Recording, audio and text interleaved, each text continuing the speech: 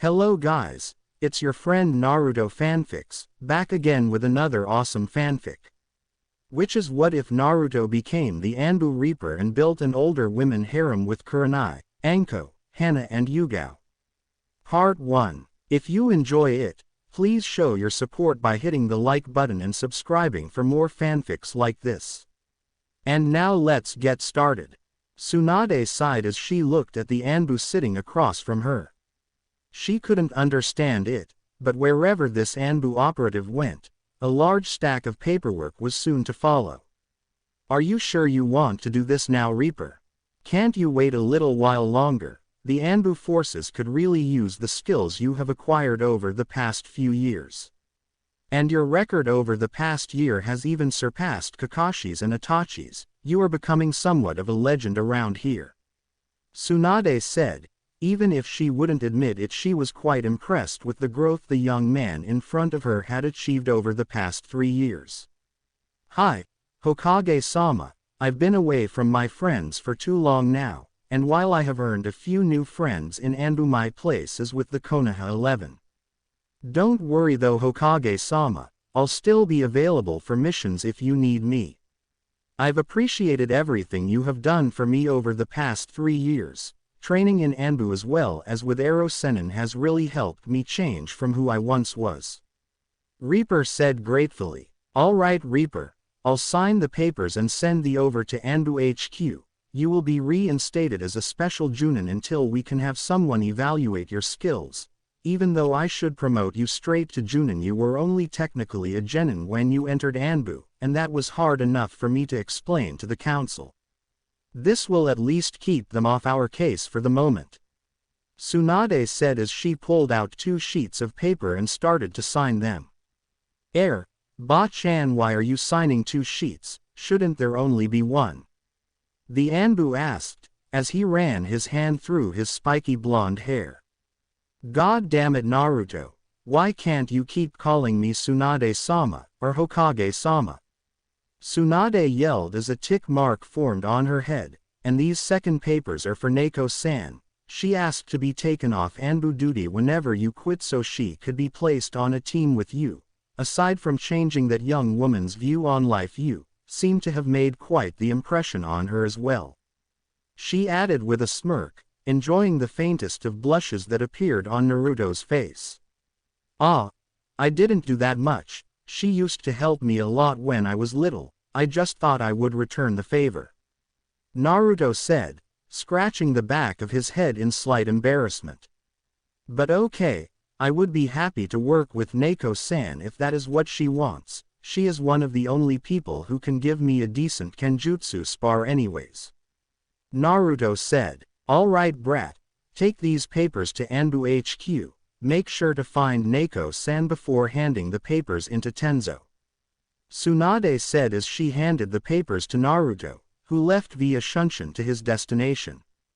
His growth rate has been extraordinary over the past 3 years, hasn't it, Tsunade-hime?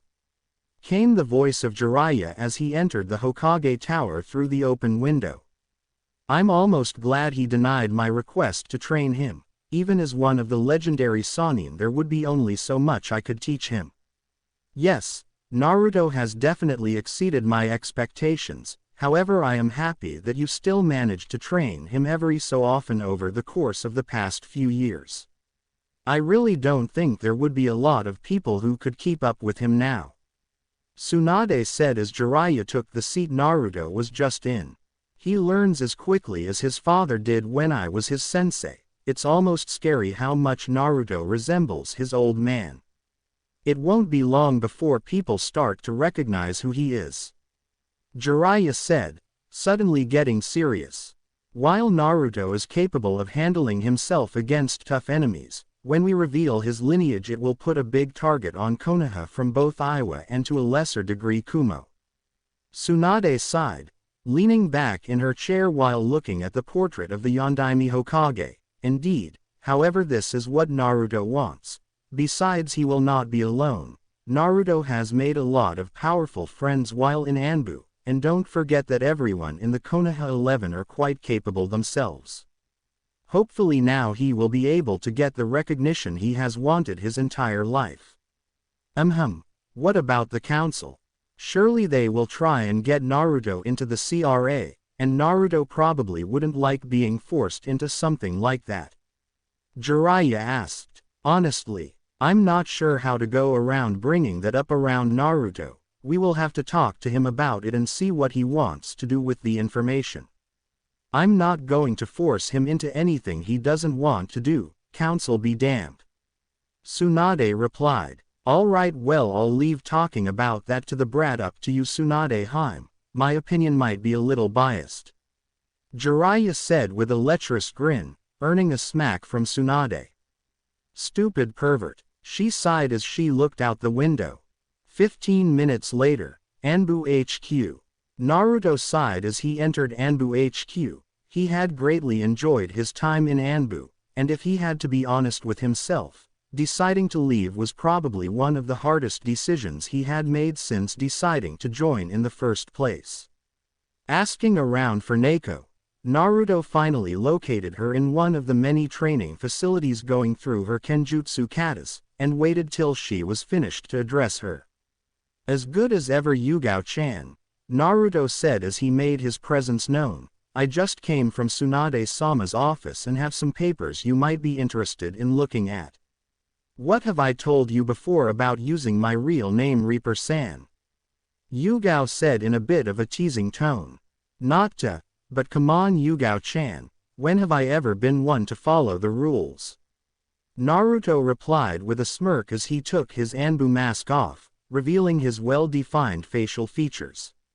Over the past few years Naruto had pushed himself to be able to get to his current level, and his body showed it. While he wasn't a muscle-bound freak like some shinobi the Yondaime Raikage, you could tell he was muscular, even through his ANBU uniform. Touché, Yugao muttered as she took the sheet of paper Naruto offered it before reading it. Naruto watched in amusement as Yugao's eyes went wide before a gentle smile crossed her face. That and the fact that neither of us are ANBU anymore, Naruto said with a smirk, although I have to ask why you wanted to leave to be on a team with me. I thought you loved being in the ANBU.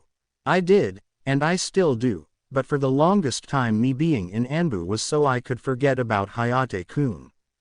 For a while I had even hoped that doing S-ranked mission after S-ranked mission would eventually make me able to see him again.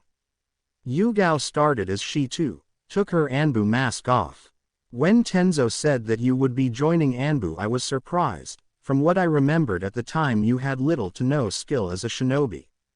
Hey, I take offense to that, I knew a few things. Naruto said with a pout, making Yugao smile again.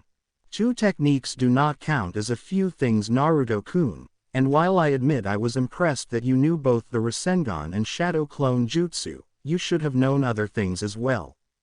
But you took your first year of training here very seriously, and after learning the secret of the Shadow Clone you started improving in leaps and bounds, quickly rising through the ranks of ANBU, almost to the same degree as Kakashi-senpai and Itachi-san. Yugao stated, making Naruto blush slightly at being praised by the beautiful Kunoichi. Yay, alright, but that still doesn't answer why you want to be on a team with me Yugao-chan. I mean I'm probably gonna be put with Kakashi-sensei for a while again until I can get my full promotion. You sure you can put up with him without trying to kill him? Naruto asked. I think I could manage Naruto-kun. And to answer your question, the day you asked me to start teaching you Kenjutsu is probably what impacted this decision most. If not for that day we would never have become friends and I would most likely still be trying to get myself killed doing S-ranked missions. You made me realize that I still had a lot to live for, and that Hayate-kun wouldn't want me to be how I was. Yugao said as she gained a semi-far away look in her eyes. You give me too much credit Yugao-chan, what kind of friend would I be if I couldn't help you?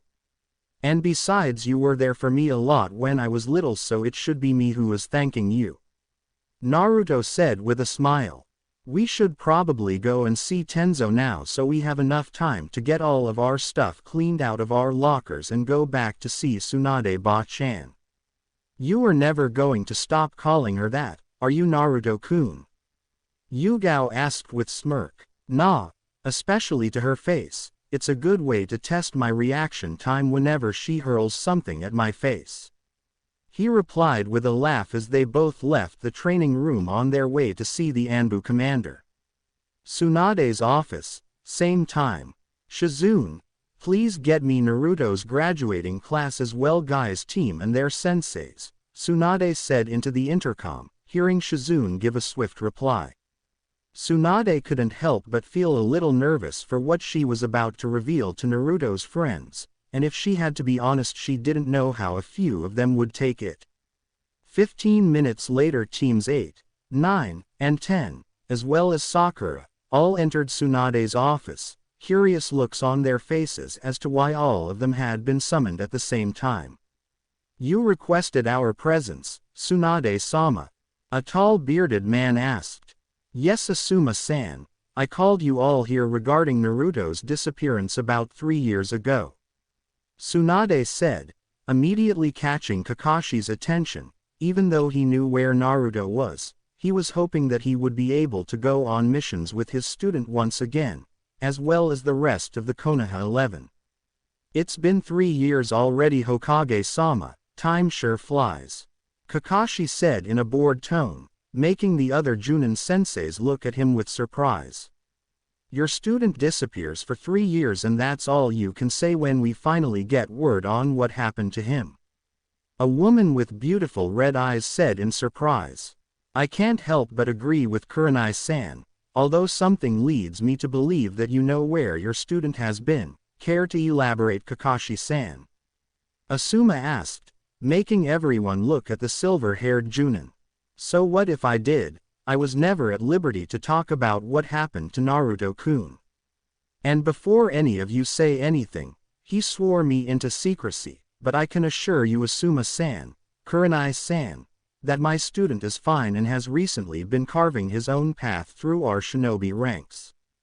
Kakashi said, before closing his book and pocketing it.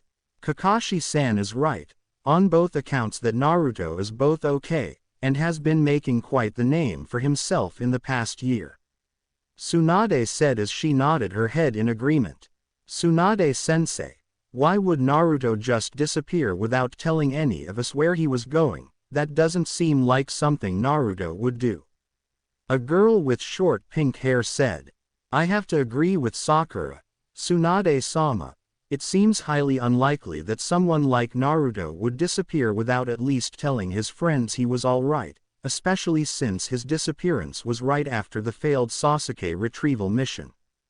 Kurenai said, looking back and forth between Kakashi and the busty Hokage.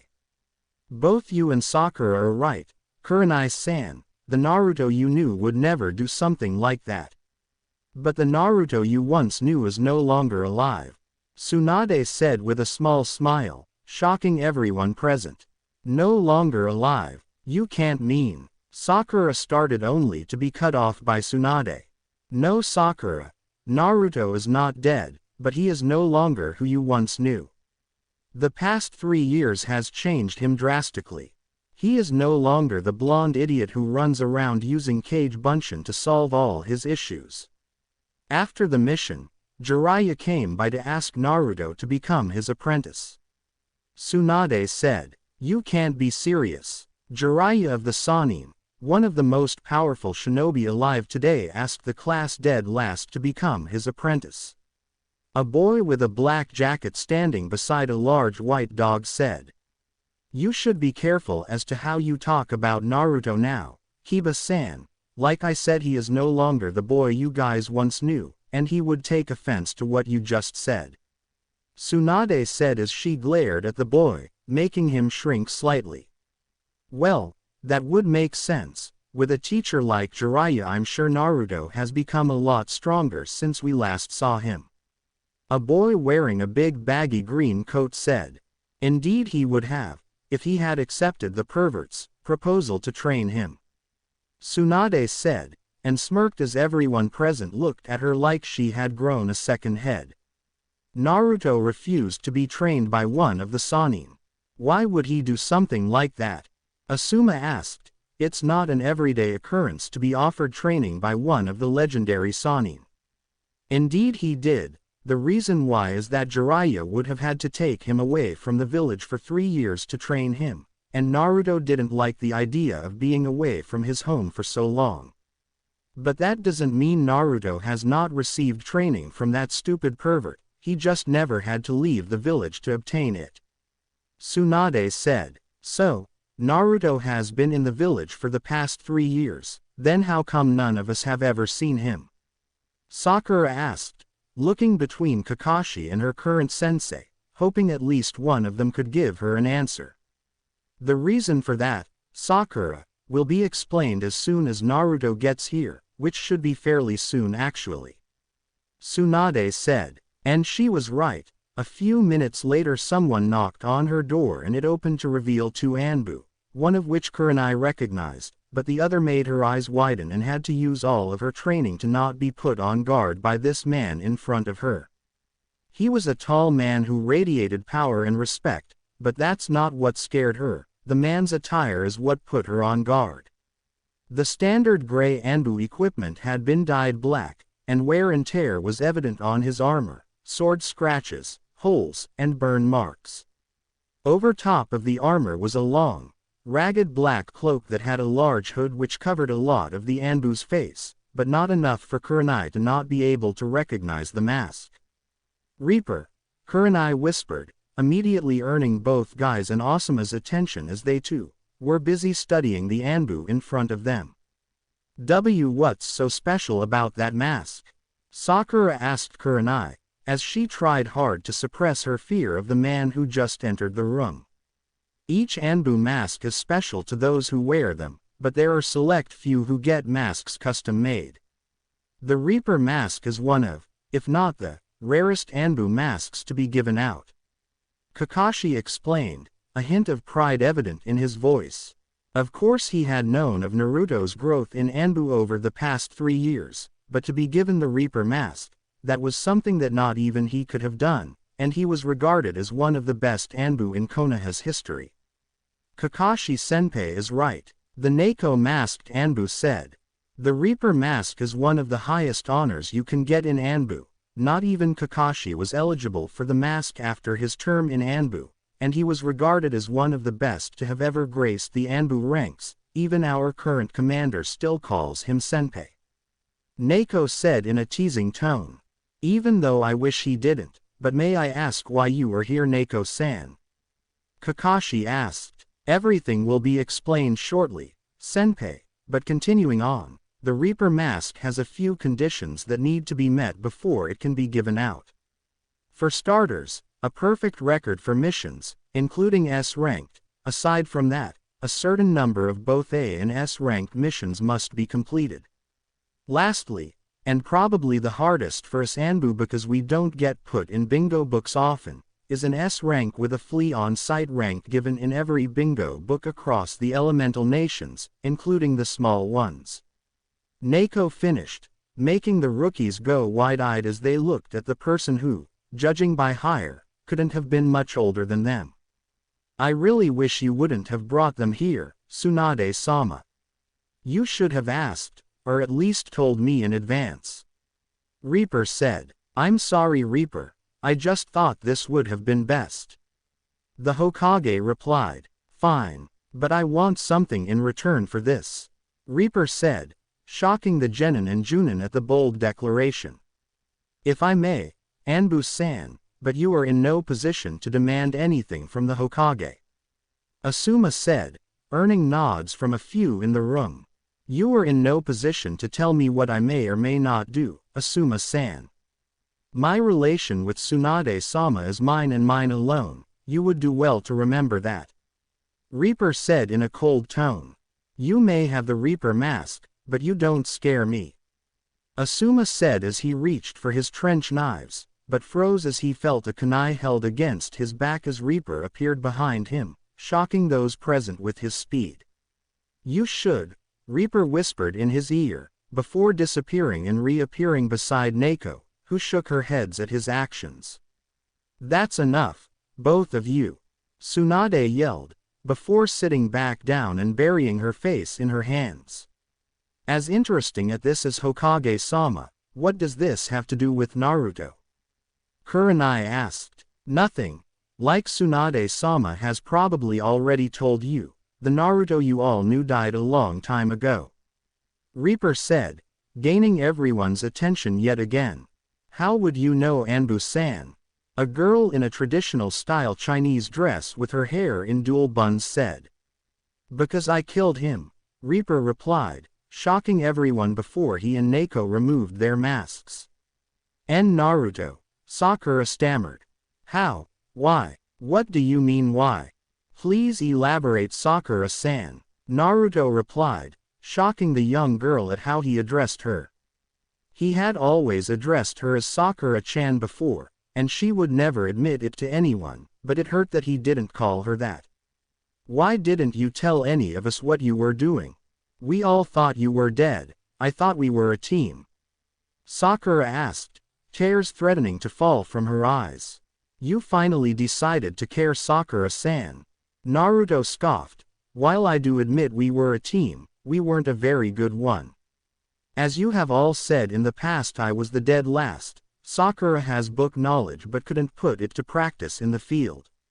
And all Sasuke cared about was getting revenge on his clan. He didn't give two about us, and he proved that when he shoved a Chidori through my chest." As that conversation was going on, Kurenai had brought Yugao off to the side as well. She knew how much her friend loved to be in ANBU and was surprised to see her here with Naruto. "What did you pull me aside for, Kurenai-chan?" Yugao asked her friend. "What do you mean what? I thought you loved ANBU. Why are you here with Naruto, who is apparently leaving ANBU?" Kurenai asked, making Yugao sigh, as she had not expected her friend to be there when she resigned. "I made arrangements with Tsunade-sama a while ago, asking to be placed on a team with Naruto-kun when he decided to resign from ANBU," she explained. Kurenai's eyes slightly widened when she heard Yugao call him kun, but decided not to ask about it. "That still doesn't help me understand why, Yugao-chan. Anko and I have been asking you to leave ANBU for years and you never listen to us. And now, just like nothing, Naruto makes you want to leave. What happened over the past 3 years?" Kurenai asked, curious as to why Naruto was suddenly able to get through to her friend. Mention of Naruto's name managed to snap a young indigo-haired girl out of the trance she had been in after learning Naruto was in fact the Reaper masked ANBU, and decided to listen in on the older women's conversation.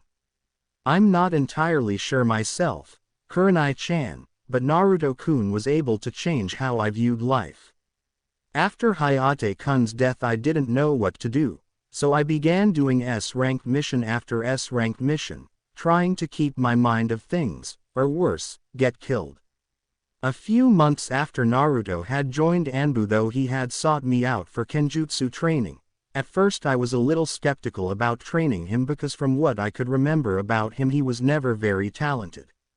At first I said no, but he kept pestering me until I finally caved in. He took the training in like a sponge and is now easily one of the best kenjutsu users in Konoha, only slightly behind myself. After a few missions together, Naruto noticed that I was troubled by something, and being the caring person that he is, confronted me on it," she explained, gaining a semi-far-away look in her eyes that didn't go unnoticed by either Kurenai or Hinata, who by this time was a little jealous of the strange woman being able to get so close to Naruto too quickly. "What happened then? I know how hard it is for you to talk about what happened with Hayate," Kurenai asked, while at the same time silently thanking Naruto for being the one who changed her friend. "Naruto has a calming aura around him that makes it feel like you can pretty much trust him with anything. In the end I caved and told him about what happened. That night was the first time since Hayate's death that I broke down and cried, but he was there for me the entire time to comfort me," Yugao said with a smile as she looked at Naruto being surrounded by his friends. I'm happy for you, Yugao-chan. It sounds as if you were finally able to move on from Hayate. It sounds like you and Naruto are really close, Kurenai said, and smirked slightly as she saw a slight blush cross the Kenjutsu specialist's face. It's nothing like that, Kurenai-chan, we are just friends. Although just between us girls, you should see him under that ANBU armor. Yugao replied, blushing at the memories of walking in on Naruto without his gear on, much to Kurenai's amusement. Back with Naruto he was doing his best to answer all the questions being asked by his old friends, as well as avoiding Ino who was getting just a little too close for his comfort. Looking around he noticed Yugao and Kurenai talking, which brought a smile to his face, remembering all the stories he had been told from Yugao. As much as I'm enjoying this attention guys, we need to finish up here. We can all catch up later on or whenever I have my skills assessment, Naruto said, hoping to finish this as quickly as possible. Skills assessment? What's that? Ino asked. Naruto is going to be given an assessment on his skills to be able to properly gauge his rank. Even though he has become an S-ranked shinobi in the bingo books, the council wants a demonstration of his skills. The only person in this room who has actually seen Naruto fight seriously would be Yugao-san, the other ANBU who is with Naruto. Naruto's current rank will be Special Junin until I can arrange someone to give Naruto an assessment, Tsunade explained, but sighed as she saw a grin spread across Asuma's face, as well as Kiba's. Hokage-sama, would you mind if I gave Naruto the rest? Asuma asked, making Kakashi, Yugao, and Tsunade narrow their eyes at the bearded Junin. Naruto's show earlier must have really pissed him off. I would also like to test Naruto's skills, Hokage-sama, Kiba declared. Asuma I would be alright with because he has a lot of experience as a Junin, but Kiba I'm not sure about, you have not been Junin for very long. Tsunade said, it's fine Ba-chan, they can both fight against me if they want. I must have really hurt your pride earlier Asuma-san if you're willing to go through with this. Naruto explained, like I said before brat, you don't scare me. Asuma replied, just tell me when and where. We will have the assessment tomorrow morning, at Training Ground 7, you are all welcome to come watch. Tsunade said, now that that's out of the way, I want to ask all of you aside from Yugao-chan and Kakashi-san to leave so we can talk to the Hokage and Shizune-san in private. We can meet up sometime later and talk about what's happened over the past 3 years. Naruto said, making Tsunade nod, already guessing about what Naruto wanted to talk about. Why do we have to leave though? We should be able to stay if it has to do with you. Sakura asked, because this matter doesn't concern any of you yet, I'm sure you will figure it out in the near future. Now aside from the people Naruto asked to stay, the rest of you are dismissed.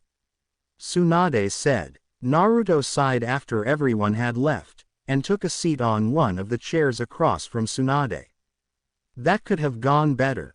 It was a bad idea to bring them all here, Naruto said, earning a nod from Yugao and Kakashi. I know. I'm sorry Naruto-kun, I kind of expected Kiba to act like that, but definitely not Asuma, his attitude towards you surprised me.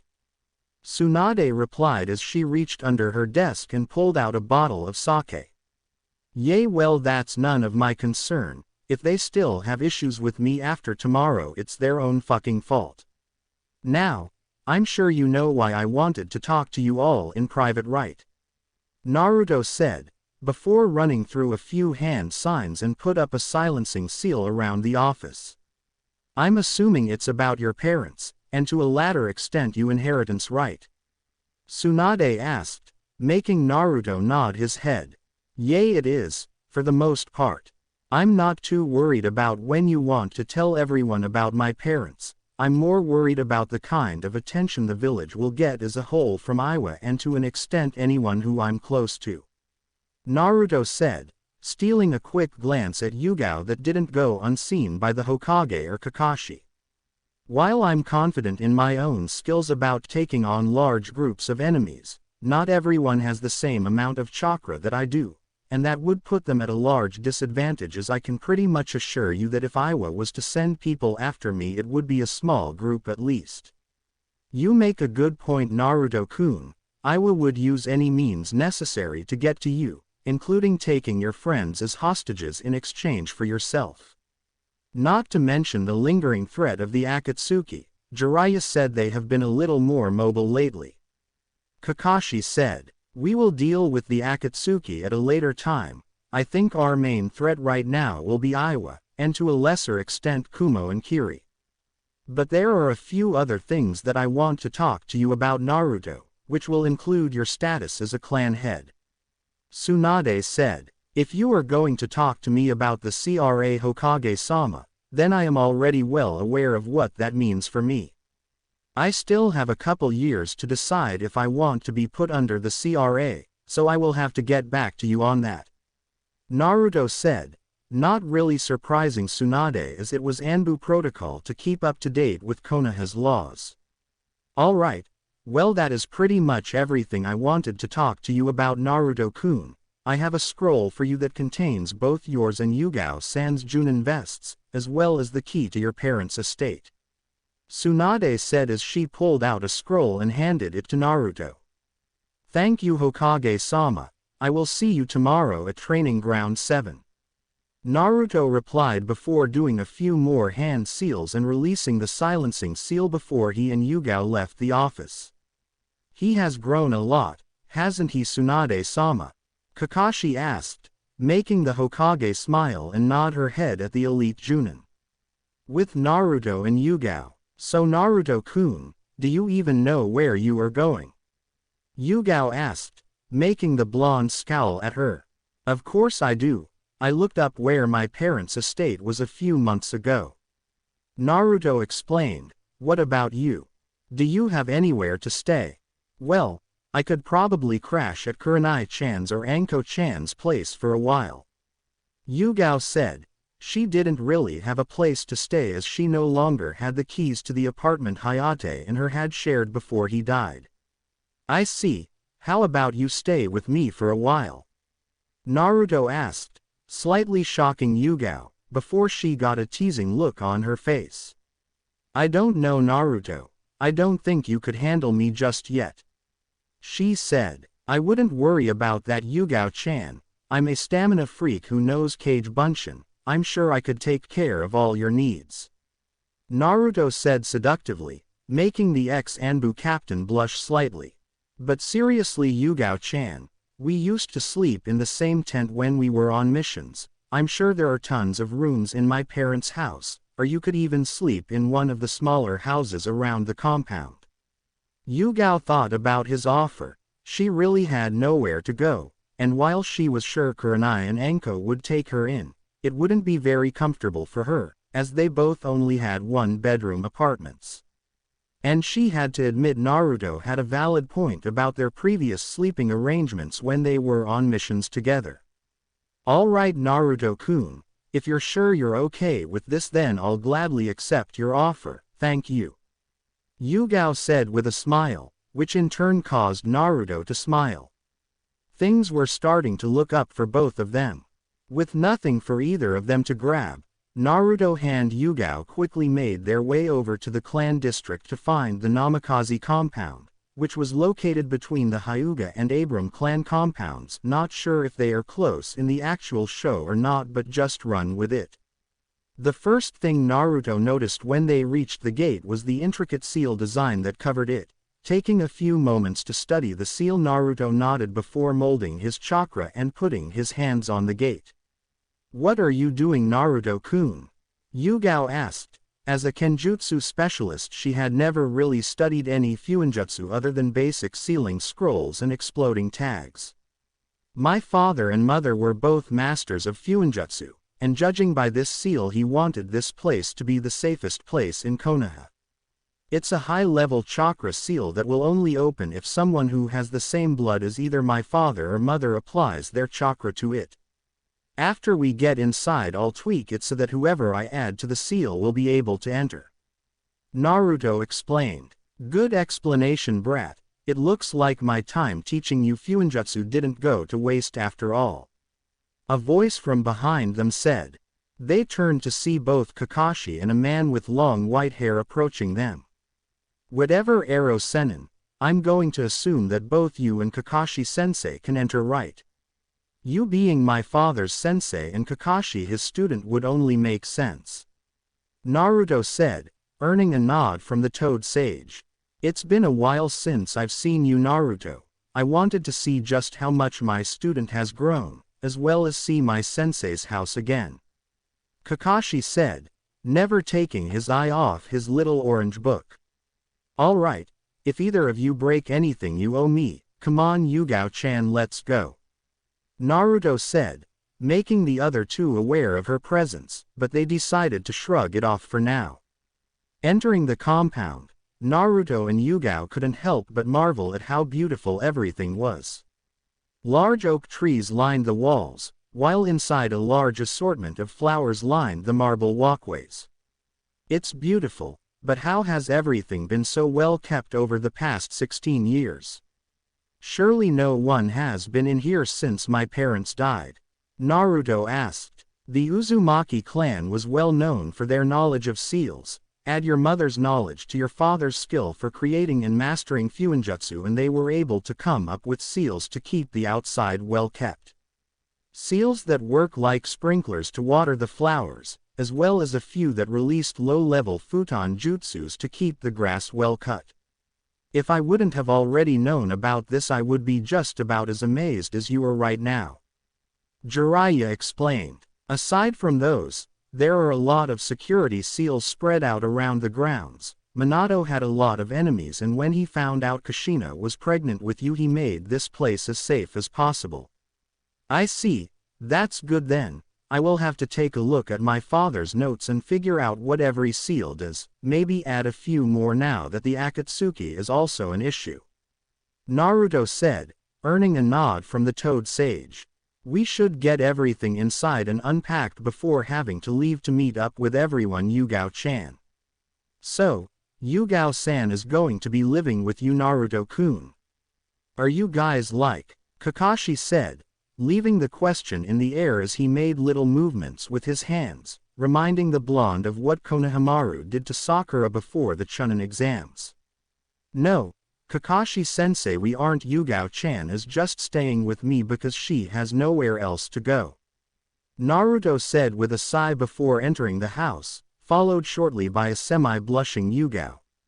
Right, Kakashi said as he followed them in. Well, at least the outside was well kept. Naruto said as he looked around his new house. He was hoping his father had a similar setup inside as he did outside, but judging by the amount of dust and cobwebs it had been too much to ask for. Naruto made 10 shadow clones and sent 2 of them upstairs with his and Yugao's bags, while telling the rest of them to start cleaning as he, Yugao, Kakashi, and Jiraiya started to explore the house. Even with all the dust, Naruto had to admit it was a beautiful house, but having lived in a shitty apartment since he was little, just about anything else would feel nice. The main floor was home to the living room, dining room and kitchen, while the upstairs was mainly bedrooms and bathrooms. Downstairs was home to what Naruto was interested in the most, the library, which held all of his father's notes on sealing as well as the Hiraishin Jutsu. Looking around, Naruto found a variety of different sealing methods, as well as some of the Uzumaki clan scrolls for jutsus and kenjutsu katas. This place is as impressive as I remember it. Some of these scrolls contain long-lost sealing methods and jutsus, as well as the Uzumaki kenjutsu style, which was considered one of the most formidable forms of kenjutsu. Jiraiya stated as he and Kakashi looked through some of the scrolls. I'll be sure to take a look at them later. If you want, Yugao-chan, you can look through the kenjutsu scrolls later as well. For now I want to finish exploring the grounds. Naruto said as he started making his way back upstairs. Hey Naruto-kun, where did your clones but my stuff? I want to change out of my ANBU uniform for now. Yugao asked as they made their way back to the main entrance of the house. They put your bags upstairs, last door on the left, Yugao-chan. Naruto replied, making the Kenjutsu specialist nod and disappear upstairs. You two seem pretty close, brat. You sure there is nothing else going on here? Jiraiya asked with a lecherous grin. Shut it, you pervert. Like I said earlier, we're just friends. Naruto replied as he glared at the old pervert, who just shrugged it off and walked outside. Whatever, brat. I'm going to go do some research. I'll see you guys in the morning for your skills assessment. Jiraiya said as he shunshined out of the compound. I think I'm going to take off as well, Naruto. I've already seen the rest of the grounds before, but I will catch up with you guys later when you meet everyone else, alright? Kakashi said, earning a nod from the blonde as he decided to use the gate to get out. A few minutes later, Yugao came out of the house dressed as a normal Junin, and Naruto would be lying if he said he didn't find the kunoichi to be very attractive. Where did Jiraiya-sama and Kakashi-senpai go, Naruto-kun? Yugao asked as she walked up to Naruto, who was currently trying his best not to stare at her.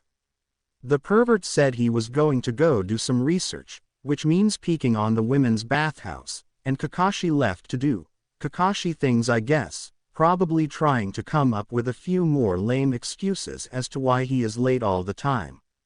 Naruto replied, earning a light giggle from Yugao. Alright, well, let's finish looking around, and then we can go get something to eat before meeting up with everyone. Naruto said as they started walking around the compound a little more.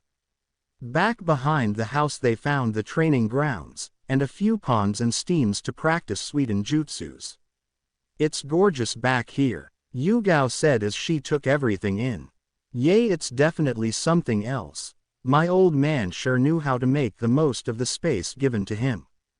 Naruto replied, I'm going to go change, and then we can go grab something to eat before meeting up with everyone else, alright? A few minutes later, Naruto appeared wearing standard ANBU pants and combat boots, with kunai holsters on each leg, and a black tank top over a mesh armor shirt. Yugao couldn't deny that Naruto was attractive. He had grown a lot over the past few years, and now easily stood as tall as Kakashi. Having lost all of his baby fat over 3 years of rigorous training, he had a very defined figure, and you were able to easily see his muscles underneath his mesh armor.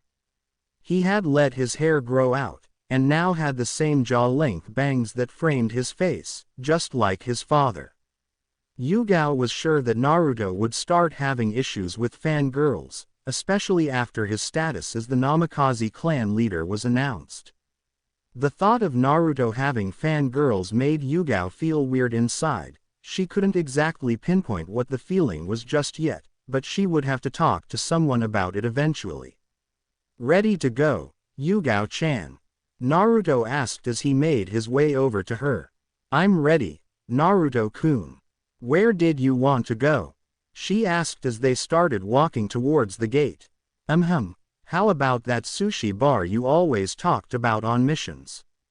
Naruto asked as they stepped out, but came face to face with someone he didn't want to deal with just yet. Hinata Hyuga. Over the past 3 years he had matured greatly, and now understood why the girl was always blushing around him, and while he would admit that she was very beautiful now, he couldn't return the feelings that she had for him. Naruto-kun, why are you coming out of the Yondaime's sea compound? Hinata asked, making Naruto curse under his breath. They should have just left by Shunshin. I'm sorry, Hinata, but I'm not allowed to talk about it. It's the reason why Tsunade-sama asked you all to leave earlier. You will all figure it out eventually, but for now you don't need to know, sorry. Naruto replied before he and Yugao quickly left via Shunshin, leaving Hinata alone in the street, thinking that maybe her father would know why. With Naruto and Yugao, that was close, Naruto-kun, good save. Yugao said with a smirk as they appeared near the center of Konoha.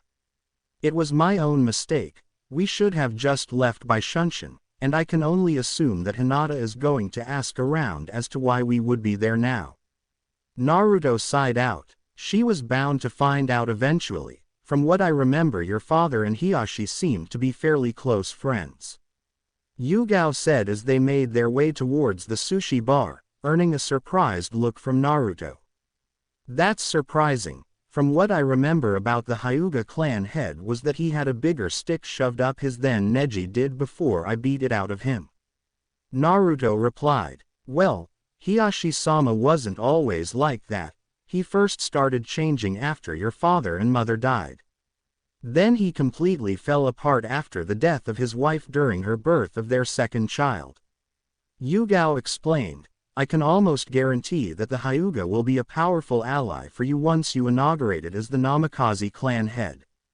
"I see. It would be good to get to know him then, especially if I was to ever become Hokage."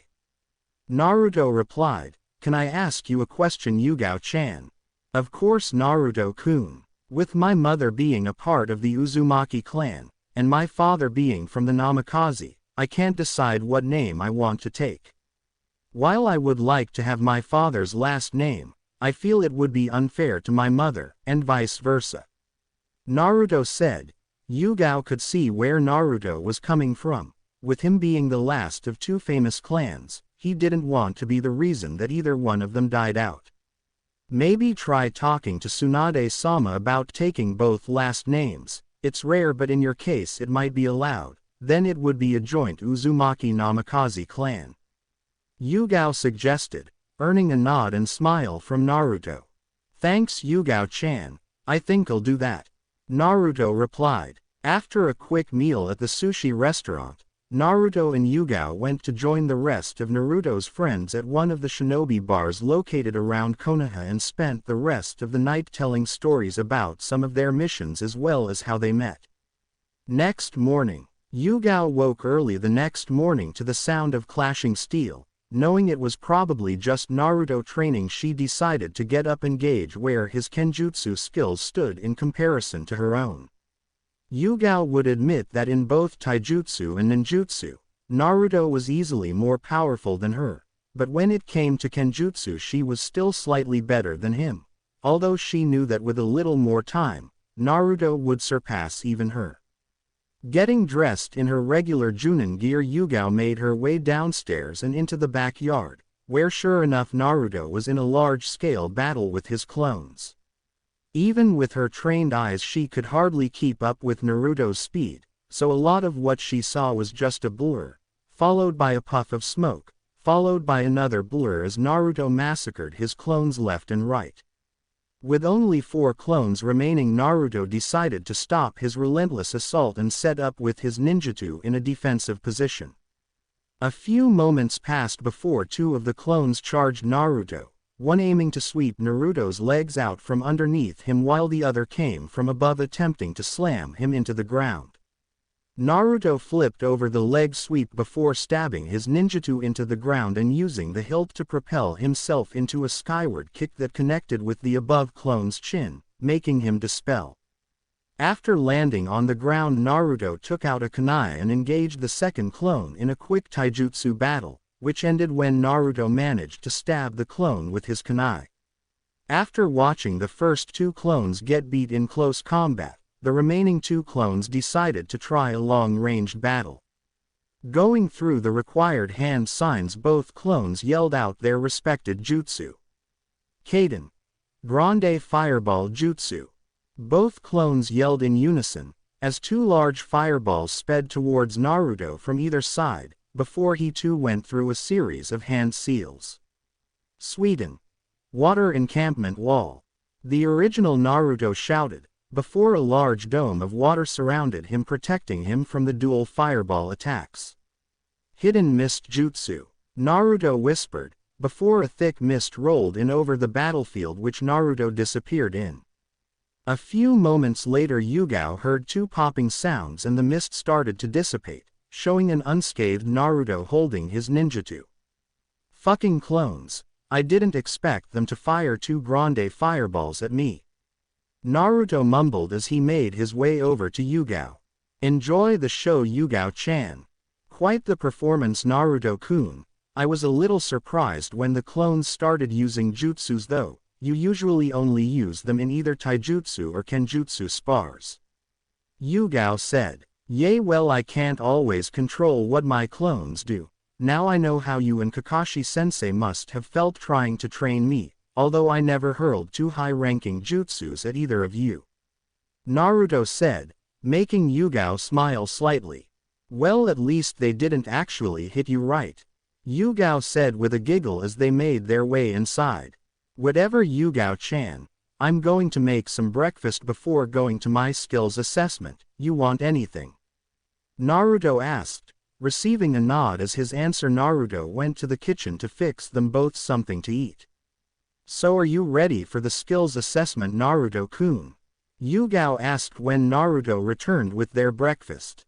Of course, Yugao-chan. While both Asuma and Kiba are strong in their own rights, I have faced tougher opponents and did just fine. Naruto replied, earning a nod from Yugao. She knew how strong her friend was, but she still worried about him. Even still, Naruto, it would be good not to underestimate Asuma-san. He wasn't made one of the daimyo's guardians for nothing. Yugao warned. I know, Yugao-chan, I'll be careful. Naruto said, I hope Ba-chan will keep us together. After working with you for so long, it would be really weird for me to work with anyone else other than maybe Kakashi-sensei. I know what you mean, Naruto-kun. The only reason I left ANBU was to be on the same team as you. I'm sure Tsunade-sama will keep her end of our deal. Yugao replied, earning a nod from Naruto before they continued their breakfast in relative silence, just enjoying each other's company. Few hours later, Training Ground 7. Naruto and Yugao were surprised to see that they weren't the first to arrive at the training ground. The only people who had yet to show up were Kiba and Asuma. As Naruto and Yugao went over to the group, Naruto couldn't help but shudder when he saw the looks that Ino and to a lesser extent Hinata were giving him, making Yugao smirk at him. I never would have thought that Konoha's Reaper, one of the most feared shinobi to come out of Konoha since the Yondaime, would be scared of a blonde-haired fangirl. Yugao teased, earning a glare from Naruto. You have no idea how fucking persistent she is, Yugao-chan. I'd rather face A and S-ranked criminals than have to deal with a persistent fangirl. Hinata isn't as bad because she is too shy to actually try something with me, but I'm not so sure about Ino. Naruto replied, as he put as much space as he could between the platinum blonde and himself. How was your night, brat? Have a good time alone with Yugao-san in your house? Jiraiya asked with a lecherous grin, shocking those present who didn't know Yugao was living with Naruto-kun. Can it, you pervert, before I get Tsunade to knock some sense into you? Naruto replied, ignoring the looks he was getting from those present. You're living with Naruto, Yugao-chan? Kurenai asked as she walked up to her friend. Well, I didn't really have any other place to stay, and I didn't want to bother you and Anko-chan because you both only have one-bedroom apartments and it wouldn't have been very comfortable with me. After explaining that to Naruto yesterday, he offered to let me stay at his new house for a while. Yugao explained, earning nod from Kurenai. Ba-chan, is Iruka-sensei going to be coming? Naruto asked, earning a surprised look from Tsunade, who had forgot about inviting the academy teacher. Shit, sorry Naruto, I forgot. I can, Tsunade started, but was cut off by a wave from Naruto. Don't worry about it, Ba-chan, I'll get him. Naruto said as he made a clone and had it go look for Iruka. So are you ready for this, brat? Tsunade asked as she looked at her surrogate little brother. Yugao-chan asked me the same thing earlier. Naruto replied with a laugh as he stole a glance at his purple-haired friend, and I'll tell you the same thing I told her, of course I am. I just hope they can give me a decent fight. Confident are we? Tsunade asked with a smirk, as even she didn't know the full extent of Naruto's strength. I didn't become Konoha's Reaper for no reason. I earned my mask, Ba-chan. Naruto replied with a smirk of his own, making Tsunade nod. I hope you can back that up, Naruto-kun. Asuma-san is no slouch when it comes to close combat, same goes for Kiba. Kakashi said, I know, there are only a few people in this village who I wouldn't want to fight close quarters, and they are all already here. I'm not too worried about Asuma-san or Kiba-san, but don't worry Kakashi-sensei, Yugao-chan already made me promise to be careful. Naruto replied, earning a nod from Kakashi. Naruto-kun, is that really you? Said a voice from behind everyone, making Naruto turn with a smile on his face. Iruka-sensei, I'm glad you were able to make it. Naruto said as he walked over and embraced the scarred Chunin. I was worried when everyone had said you disappeared, Naruto-kun. I thought you might have been dead. Where have you been these past 3 years? Iruka asked as they broke apart. Well, for the week after I was in the hospital after I failed to bring Sasuke back, I had a lot of time to think. During that time Ero-sennin came and told me he wanted to take me out of the village to train. Naruto said, making Iruka go wide-eyed. Jiraiya-sama asked you to become his apprentice. Iruka asked. I did, yay, but the damn brat refused to be taken from the village. He was worried that if he was out of the village he wouldn't be able to protect his friends in case the village was attacked. Jiraiya said, catching everyone's attention as they didn't know the exact reason why Naruto didn't leave with Jiraiya. That's right. I didn't want to leave to village, so I refused. The day I was released I went and talked to Ba-chan and asked to be put into the ANBU program, and after some negotiating with the council I was allowed to join. Naruto explained. So you have been in ANBU for the past 3 years then? Iruka asked. He was shocked that Naruto had been allowed to join ANBU. As much as he hated to admit it because of how he considered Naruto to be a little brother to him, but the Naruto he remembered wouldn't have had the skills to be placed into ANBU. I have, and while I'm still alive I have to tell you that the Naruto you once knew no longer exists. I'm no longer the class dead last who throws Kage Bunshin around just because I have the chakra capacities to do so. Naruto said, shocking Iruka again as he wondered just how much Naruto had changed over the past 3 years. I know that it's usually forbidden knowledge, but now that you are no longer ANBU I don't think it matters. What mask did you have? Iruka asked. He knew the story behind ANBU about their masks being special to those who wore them. Naruto smirked before a small seal appeared on his forehead and a poof of smoke went up, blocking Naruto's face from view. No way, Iruka whispered after the smoke had cleared, and there stood Naruto, the Reaper mask covering his face. Pretty bad, huh? Naruto asked with a smirk as the mask disappeared as well as the small seal on his forehead. I'd say, I never thought I'd have taught Konoha's most feared ANBU operative since Itachi Uchiha. Iruka said with a proud smile. Naruto was about to reply when he suddenly felt 2 chakra signatures suddenly approaching. They are finally here, Naruto said to Tsunade, who nodded in response.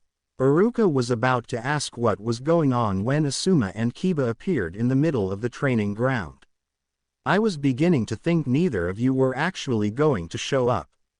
Naruto said in a bored tone, earning a growl from Kiba as Asuma's eyes narrowed. Like I'd ever run from you. Doesn't matter what you have been doing over the past 3 years, you are still the class dead last in my books. Kiba said, as a large white dog barked in agreement. Whatever, Kiba, whatever issue you have with me is none of my fucking business, but be warned. I'm not the same kid who took abuse from you all those years ago. Naruto said as he narrowed his eyes and stood across from the 2 Junin. Alright, this is going to be a fight between the 2 Junin Asuma Sarutobi, Kiba Inzuka, and Special Junin Naruto Uzumaki. It will be a 2-on-1 fight so we can gauge Special Junin Naruto Uzumaki's skills in combat. Tsunade said as everyone quieted down and started paying attention to the training field. Do you think Naruto-kun will be okay, Sakura? Ino asked as she looked over at her longtime friend and former rival. I'm not sure, Ino. Sure, the fact that Naruto has been in ANBU for the past 3 years is impressive, but he is fighting against two of Konoha's best close-quarters Junin. Sakura replied, not taking her eyes off her former teammate. What do you think, Neji-kun? Will Naruto be okay, or was he all talk? Tenten asked her teammate. While I find it hard to believe Naruto would be able to fight both Kiba and Asuma-san at the same time, he wasn't called Konoha's most unpredictable ninja for no reason. I think Naruto will surprise all of us. Neji replied. Are all fighters ready? Start. Tsunade yelled, and instantly Naruto started going through a set of hand seals that both Kakashi and Sakura recognized. No way, Sakura said, just before Naruto finished his jutsu. Hidden mist jutsu, Naruto shouted, as just like this morning a dense mist started to envelope the training ground. Kiba, stay close to me, I'm going to try and make the mist go away. Asuma said before going through his own hand signs. Futon. Great wind breakthrough. Asuma yelled, but was shocked when his attack didn't blow the mist away. Nice try, Asuma-san. As a fellow futon user, I can tell you it will take a wind attack a lot stronger than that to make my mist go away. Came Naruto's voice from inside the mist. Where are you, Naruto? Come out and fight like a man. Kiba shouted, before freezing up when he felt a kunai against his back. Behind you, Naruto whispered, before Kiba turned around and swung his fist, hoping to hit Naruto. Instead he hit something big and fairly soft, before hearing a pained yelp from his partner. Akamaru, Naruto, I'll make you pay for that, he shouted. On the sidelines, the only ones who could see what was going on inside the mist were Neji and Hinata, but due to how much of Naruto's chakra was circulating in the mist, even they found it hard to see. Can any of you see what is happening? Sakura asked. It looks like Naruto used his speed inside the mist to get behind Kiba before saying something and disappearing again. Kiba turned and tried to hit Naruto but took Akamaru out instead. Neji explained. Pretty sneaky tactic. Without Akamaru, Kiba won't be able to use his Fang over Fang technique to its full capability unless Akamaru is able to get back up by the end of the fight. But Naruto will need more than that to win this fight, Kurenai said, glancing over at Yugao, who didn't look concerned at all. Don't worry, Kurenai-chan. Naruto is just getting warmed up. I don't think he will even need to bring out his big guns to finish this fight, Yugao said as she examined the mist, before noticing it was starting to clear. Back in the fight, as the mist cleared, Asuma noticed that he and Kiba had been separated, and now stood on either side of Naruto. Kiba, go at him together, let's end this quick, Asuma yelled as he took his trench knives out and rushed Naruto, matching Kiba, who rushed in with kunai. Hoping the coordinated attack would push the fight in their advantage, Asuma and Kiba upped the pressure against the blonde, throwing a whirlwind of strikes and combos towards Naruto, who seemed unfazed by their coordinated attack and simply dodged all their strikes. Why aren't you fighting back, Naruto? Too scared? Kiba taunted, but something about the way Naruto was smirking at him made the Inuzuka shudder slightly. One word for you, Naruto started, making Asuma's eyes widen at the sudden influx in chakra coming from the blonde and Kawaramide with a log on the opposite side of the training field. Boom! Naruto ended with a smirk before enveloping Kiba in a large explosion, sending the boy flying across the training field and into a tree, where he slumped over unconscious. I'd suggest getting him to the hospital, Naruto said as he looked over at the shocked spectators. On the sidelines, Kiba-kun, Kurenai yelled as she rushed over to her old student. Although impressed with how Naruto was handling himself so far, she felt as though he could have gone a little easier on her student. Holy shit, Ino shouted, what the hell was that? Naruto Kawaramide with an exploding clone. Shortly before the mist cleared, he placed himself between both Kiba and Asuma in hopes that they would engage him together. It was a trap and Naruto led them into it perfectly, Yugao explained, having seen Naruto use this tactic before on missions. How do you know that's what he did? Are you sure it wasn't just luck? Ino asked, but then shrunk at the glare Yugao gave her. The reason I know this is because I've seen Naruto use those two jutsu in combination before, the only difference this time is the amount of chakra he used. Normally when Naruto traps his foes like this, all that's left is bits and pieces. Yugao explained, making everyone shiver, realizing that this new Naruto was not someone to with. Back in the fight, so Asuma-san, do you still want to fight?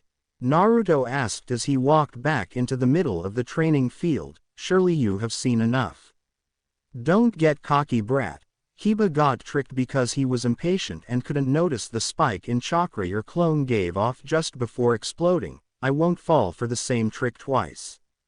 Asuma said as he started pumping more futon chakra into his trench knives, making them sharper and longer. Very well then Asuma. Make sure you don't get caught again, next time I won't hold back. Naruto said, before doing a few hand signs. Kaden. Fire Dragon Jutsu. Naruto shouted, before shooting a large dragon made of fire towards Asuma, who quickly got out of the way. Despite his current situation, Asuma was impressed that the blonde knew not only futon, but Kaden as well. You're good brat, I'll give you that, but you're still too young to be able to beat me. Asuma said. Kaden. Ash burning pile. He shouted as a large cloud of gunpowder and ash made its way over to Naruto, before starting another set of hand signs. Kaden. Grande Fireball Jutsu. He shouted as a large fireball shot towards the cloud of ash, making it ignite, causing a large explosion to envelope the area Naruto was in. Sidelines. Naruto-kun. Sakura yelled as she was about to jump in and save her last remaining teammate, before a hand on her shoulder stopped her. Looking back she saw the hand belong to Yugao. Let me go. Naruto needs help. Sakura yelled as she tried to get out of Yugao's grasp. He's your friend.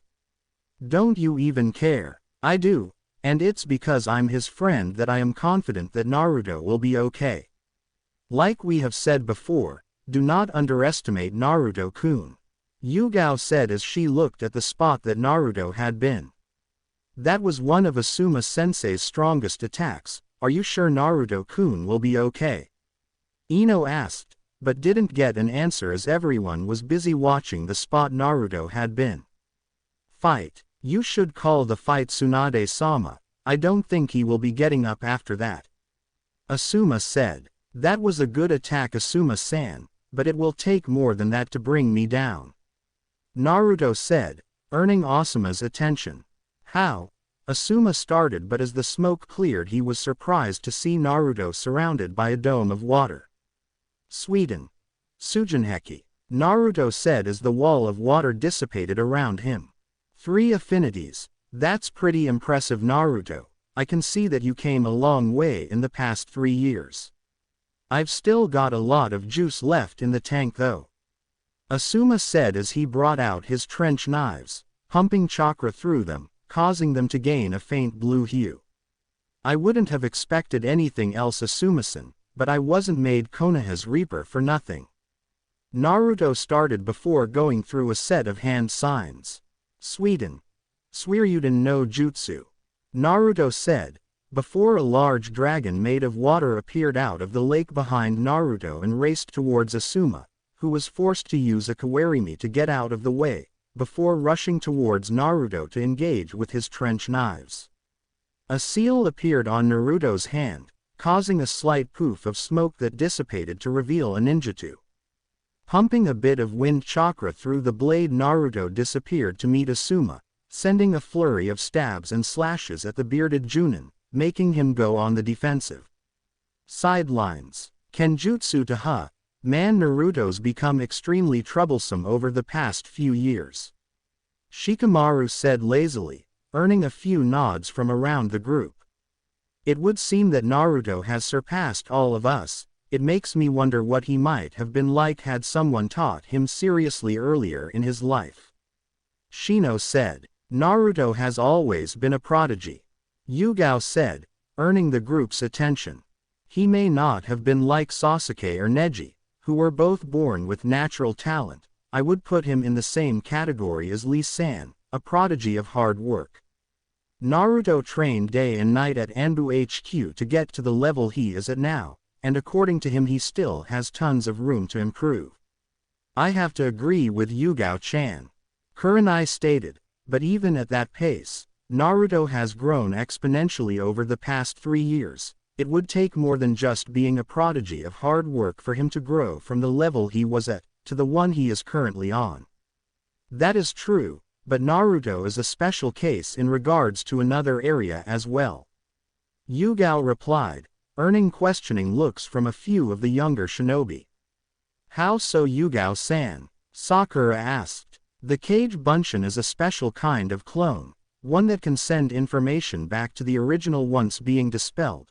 The only drawback is how much chakra it takes to make one, as it splits the user's chakra in half evenly for each clone made. Yugao started. Naruto, however, has the largest chakra reserves I've ever seen, and can easily make up to around 100 clones in one go. Now think about it, if each clone sends information back to the original, using 100 clones a day, would equal up to about 100 days of training. That's incredible, Sakura whispered as she looked at her teammate as he was still engaged in close quarters combat with Asuma. Naruto used his clones to train Kenjutsu, Fuinjutsu, and Ninjutsu, while he focused a lot on physical training. Naruto may not look like it, but he is also probably one of the physically strongest shinobi in Konoha, behind Gai-san and Jiraiya-sama. Yugao said, he is a very deadly close-ranged fighter. With the amount of strength and speed he has, not a lot of enemies can keep up with him if he gets in close. I'm only able to win our Kenjutsu spars based on years of experience and reflexes, but even then Naruto will surpass me soon enough. Yash, Naruto-kun's flames of youth are burning brighter than ever. I must increase my training by 100 times so I can match him. Lee said. That's my student Lee, Guy said. Guy-sensei. Lee, Guy-sensei. Lee, they yelled before hugging, causing an coastal sunset image to appear behind them. What the fuck is that? Yugao said, appalled and scared at what she was seeing. It's best not to think about it, Yugao-san, Tenten said with a sweat drop. Fight. It seems that Guy-sensei and Lee are the same as ever. Naruto mused to himself before ducking under a punch Asuma had sent at his face. It would be best not to take your eyes off me, Naruto. It wouldn't do well for you to go back to Yugao-san missing an eye. Asuma said confidently. Same could be said for you, Asuma-san, don't get too cocky. Naruto replied, before stabbing his sword into the ground to catch both of Asuma's arms. Asuma tried to fight Naruto's grip but found it near impossible to get out, before feeling a strong pain in his gut as Naruto had planted his foot directly into Asuma's stomach, making him cough up a little blood. Naruto, using Asuma's pain as a momentary distraction, released his grip on one of Asuma's hands, before using his now free hand to hit a pressure point in Asuma's arm, rendering it useless as it fell limply at his side. Naruto picked up his sword with his free hand, before placing the tip against Asuma's jugular, causing bearded Junin to snap back to reality as he felt cold steel against his neck. Give up, Asuma-san. I would prefer it if you do not force my hand any further. Naruto said coldly, sending a shiver down Asuma's spine. I give up, Asuma said, as Naruto retracted his blade before sealing it away again. Good choice. I'd recommend seeing Ba-chan or Shizune-chan to get your arm looked at. Naruto said, earning a nod from Asuma. That was fun for me. If you ever want to have a friendly spar, feel free to find me. Very impressive, brat, Tsunade said as she came up behind the two, followed closely by the others. Yay, that was amazing, Naruto-kun, Sakura said with a smile, making Naruto scratch his head sheepishly. Hee hee, It wasn't that impressive, Sakura. If I didn't have a chakra-conducting blade like Asuma, the fight could have gone downhill for me. Naruto replied. What did you do to his arm, Naruto-kun? Shizune asked as she gazed at Asuma's limp arm. Oh, I hit a pressure point to make it go limp. You should probably take a look at it to make sure it goes back to normal, Shizune-chan. Naruto said with a smile, making her blush slightly, something that didn't go unnoticed by Tsunade and Yugao. Hi, Naruto-kun, she replied before attending to Asuma.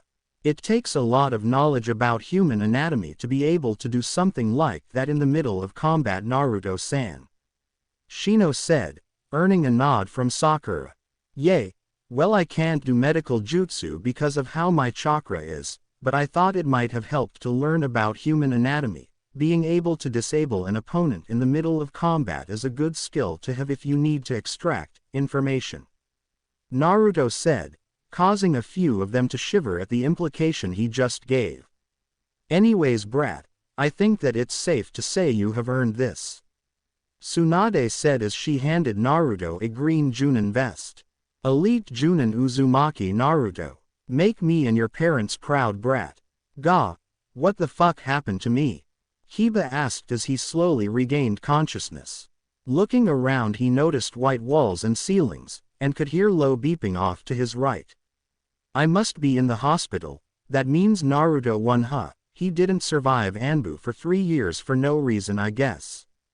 Ah, you're awake, Kiba-san, that's good. After your fight with Naruto-kun, we thought it would take a lot longer for you to wake up. Shizune said as she entered the room, followed by the rest of Team Kurenai. Kakashi, Sakura and Naruto are Team Kakashi, so why not, right? How are you feeling, Kiba-kun? Kurenai asked. I feel like shit, Kurenai-sensei. What the hell happened?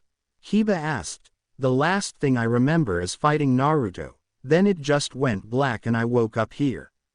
After making you accidentally take Akamaru out, Naruto positioned himself between you and Asuma before releasing his hidden mist jutsu. When Asuma saw this, he suggested that you and him both attack Naruto at the same time. What you two didn't know was that Naruto used a kawarimi to switch himself with an exploding clone and lured you both into a trap. Asuma noticed this when the chakra inside the clone suddenly spiked and managed to substitute himself with a log. You, however, were not so lucky and Naruto caught you in the blast, blowing you across the training field. Kurenai explained, making Kiba nod. I can't believe he got so strong. He never had any talent back in the academy. Kiba said, suddenly starting to feel a little bad about the way he acted to his old friend. I up pretty bad, No one expected Naruto to be so strong. I'm sure he would forgive you if you talked to him. Kurenai said, trying to cheer her old student up. Who won the whole fight? Did Naruto beat Asuma as well? Kiba asked. After we took you to the hospital, Asuma tried to use his strongest jutsu on Naruto in hopes that he would be able to take him out. Naruto surprised everyone again by showing that he also had a strong Suiden affinity when he used Suiden, water encampment wall, to protect himself from Asuma's attack. Naruto and Asuma engaged Naruto with his trench knives while Naruto used a special ninjutsu that was able to conduct his chakra. He was eventually able to render one of Asuma's arms useless and forced him to give up. Shizune explained as she checked on Kiba's condition. You should be fine to go home in a few hours, Kiba-san. Alright, thanks Shizune-san. Kiba replied, earning a nod from said medic. So what do you guys think of Naruto's new strength? Naruto-san trained hard in the ANBU for the past 3 years to be strong enough to protect the village. I find it logical to believe that Naruto-san has yet to show his true capabilities. Shino stated. Why yay, and a few days ago I saw him coming out of the Yondaimi's old compound.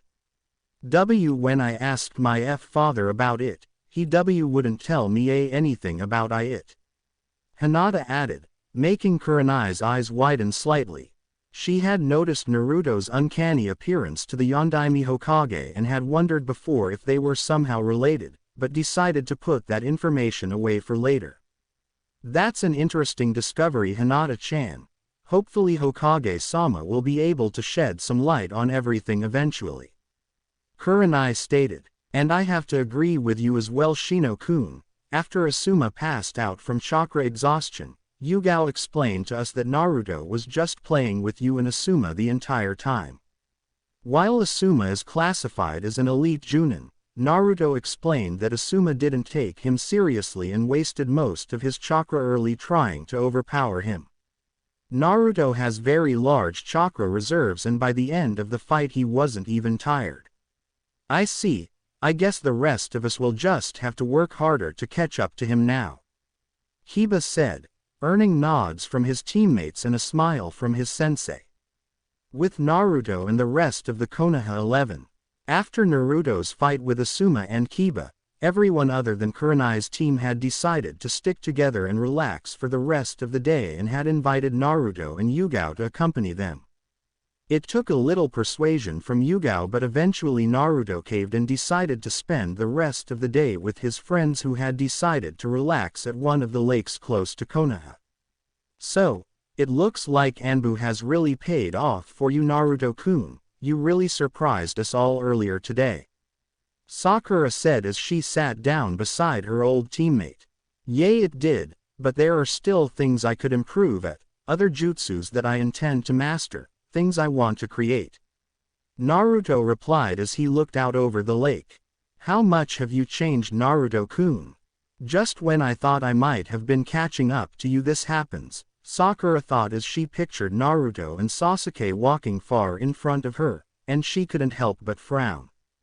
What's wrong, Sakura? Naruto asked as he noticed his teammate's sudden mood change. When Tsunade had called us all together yesterday and explained that you were okay and had just been away training over the past 3 years, I couldn't help but feel that we could finally work together again as equals.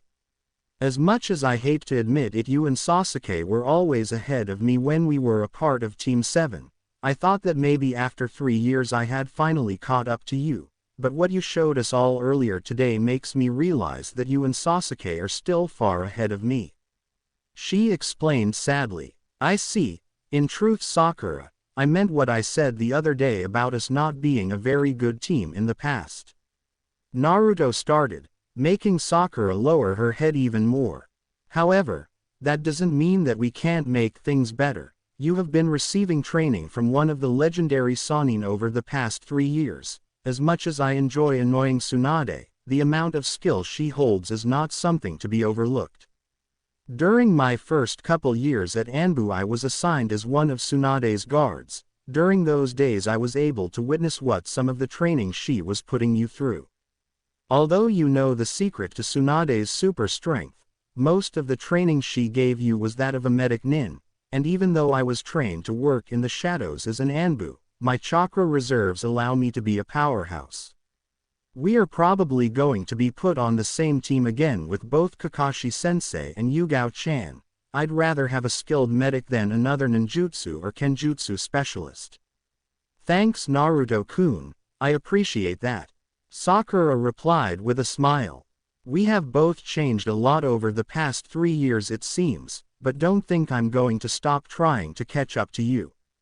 I wouldn't dream of it, Sakura. If you ever want a sparring partner I'd be happy to help, and if you ever become interested in learning kenjutsu I'm sure I could ask Yugao-chan to help you out. Naruto replied, earning a thankful nod from Sakura. Speaking of Yugao-san, how did the two of you meet? Sakura asked, earning the attention of a few of the others. Yay, you guys never really explained how the two of you had met the other night. Tenten asked as she, Ino, Neji, Shikamaru, Choji, and Lee all came over to where Naruto and Sakura were. You guys are really interested in that, huh? Naruto said. Receiving nods from his friends he sighed before continuing. Yugao-chan and I have actually known each other since before we started the academy. Due to events surrounding my birth, I wasn't well liked by the villagers, and after I started living by myself they would start harassing me, sometimes going as far as attempting to beat me. After the first few attempts, Sandame Gigi started to assign ANBU guards to watch over me. Yugao saved my skin a few times when I was younger, so when I joined ANBU I searched her out in hopes that I would be able to properly thank her. What I didn't know at that time was that Yugao-chan's fiancé had been killed during the Oto-Suna invasion, and she had spent a lot of her time taking numerous S-ranked missions which are considered to be suicide missions. Why would Yugao-san take such dangerous missions? Tenten asked. Her fiancé was Hayate Gecko, our first proctor during the third part of the exams. He was killed by the Suna Junin Baki after he was discovered trailing the traitor Kabuto. The death of Hayate was extremely hard on Yugao-chan. Not even her friends could convince her to stop taking missions. Naruto explained. Then how did you manage to get through to her? It must have taken a long time, right? Ino asked. As the self-proclaimed gossip queen of Konoha, she was always looking for interesting stories. It did. I hardly ever saw Yugao-chan for the first few months when I was in ANBU. Whenever I did, she was either leaving or just returning from a mission and was too busy to stop and talk. I eventually managed to get her alone in one of the training grounds and managed to give her my thanks. A few weeks after that I started to learn Kenjutsu, and was told by a few people in ANBU that Yugao-chan was the resident Kenjutsu specialist in Konoha, so I began searching for her again in hopes that she would start training me. It took a little persistence, but eventually she caved in and agreed to help train me. By this time I knew about her past with Hayate and was hoping that giving her an apprentice would keep her from going on suicide missions, which it did for a while. Naruto said. You said for a while. I'm assuming she eventually started doing them again, right? Neji asked, earning a nod from Naruto. Yes, she did. I remember asking her not to, but she just kept brushing me off, saying it was none of my business. She continued to train me in Kenjutsu, but our sessions became few and far between until it got to the point where I would be lucky to get one lesson a week.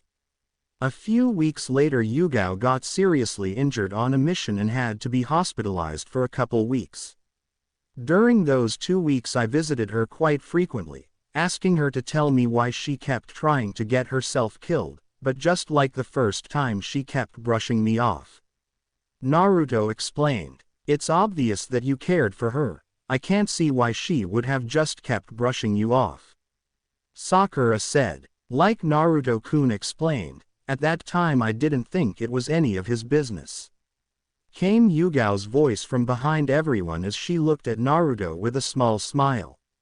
Naruto was very persistent in trying to get me to open up. During that time I didn't know that he already knew Hayate and was just trying to get me to open up to him by myself, but I guess I was taking too long because he eventually snapped on me. I had never seen Naruto lose his cool like that in all the years I had known him. It was a real eye-opener for me. Yay, I know what you mean. It's strange when Naruto-kun gets upset. Sakura said, remembering the verbal lashing Naruto had given her the day before. It is, that day Naruto was able to remind me that I had other things to live for besides Hayate-kun. I had friends like Kurenai-chan, and Anko-chan who would miss me, as well as people in ANBU, including Naruto. After that day I started taking less and less S-ranked missions, while taking more time to train Naruto in Kenjutsu. We eventually went from being just work partners to friends, and he even managed to get me to open up about Hayate-kun's death. He doesn't give himself much credit for everything that happened, but the truth is that Naruto-kun changed my life. Had he not come by that day to ask me for training, I can safely say I would either be dead by now or still taking suicide missions as much as I could. Yugao said. Ah, it's almost romantic. Ino said with hearts in her eyes, earning a slight giggle from Yugao and a tick mark on Naruto's forehead. There was nothing romantic about watching someone close to me trying to kill herself, Ino-san. I'm just glad that I was able to help change Yugao-chan's outlook on life. Naruto said, suppressing the small amount of red that threatened to tint his cheeks. Right, that's why you're living together now, huh? Ino said, and then smirked as she saw Naruto stiffen slightly. Whatever Ino, Yugao has no place to go right now and I've recently come into some property that has a lot of available space. Naruto said quickly, hoping to defuse the situation before the gossip queen could get any more information from either of them. Yugao could only smile at Naruto's interaction with his old friends. She was happy for her friend being able to interact normally with his old friends. I hope you enjoy these few moments of peace you're having, Naruto-kun. With everything that is going to come to light soon, you're probably going to gain a lot more enemies.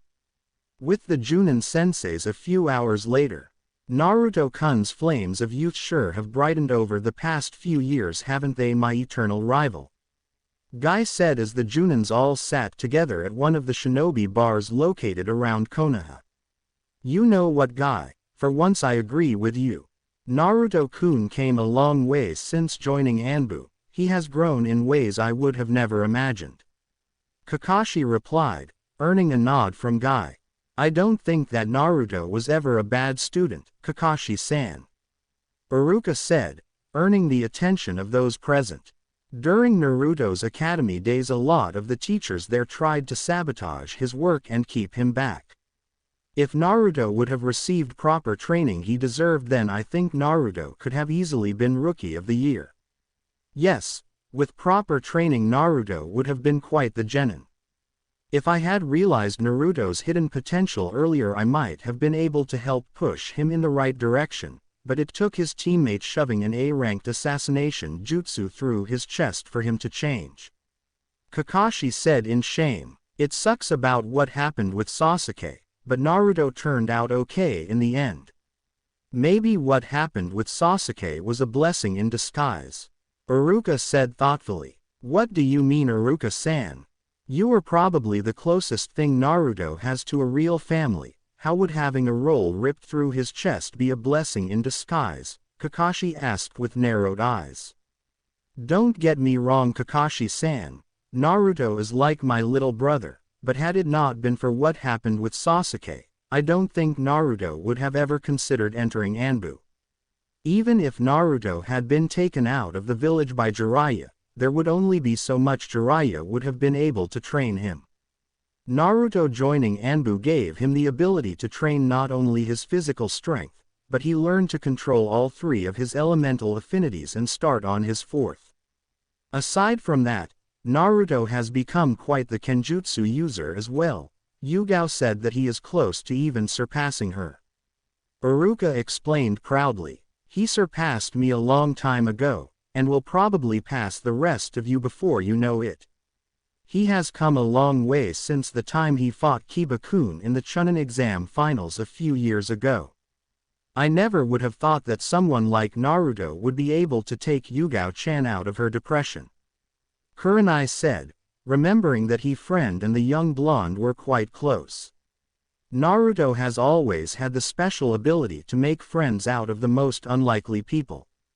He was the one who convinced even Tsunade-sama to return to the village. He would make a great negotiator and ambassador if Konoha ever needed one. Iruka said, Yugao-chan speaks quite highly of young Naruto-kun. I wonder how she actually feels about him. I hope she has finally decided to move on. If only I could find someone to be with, Kurenai thought. Next morning with Naruto and Yugao, Hokage's office. We received a request from Wave Country earlier this morning. Apparently an ambassador from Kumo is on the way to speak with the daimyo of Wave Country about trade negotiations, and the daimyo requested that a team from Konoha be sent to act as bodyguards during the negotiations. Tsunade said, gaining Naruto's attention. So you think because I have previous experience with the people of Wave Country that sending me would also be good for our relations with Wave?